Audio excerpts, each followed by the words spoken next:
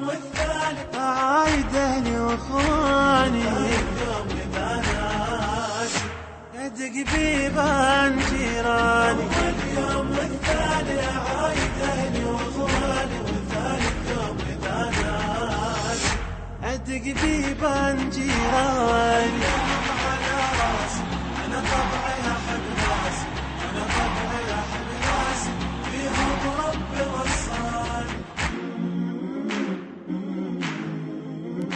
أعايدهم ويرضى لي رب الواحد العالي رب الواحد العالي وأخليهم بعيوني وأقبل والد الغالي وأقبل والد الغالي أعايدهم ويرضى لي رب الواحد العالي رب الواحد العالي وأخليهم بعيوني وأقبل والد. هذا إن دل على شيء فدل على أن سماحة السيد هو قريب من المواطن العراقي والمواطن البغدادي، قريب من همومه ومن أفراحه ومن كل ملم بكل تفاصيل حياته.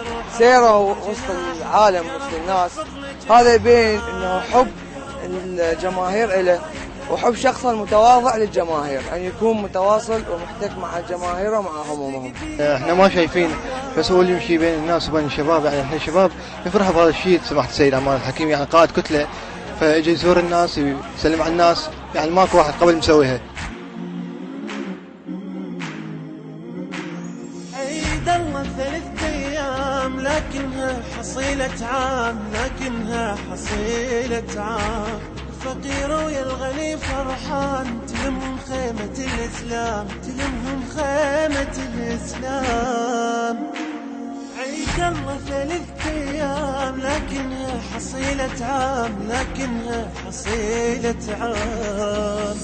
الفقير ويا الغني فرحان تلمهم خيمة الإسلام، تلمهم خيمة الإسلام.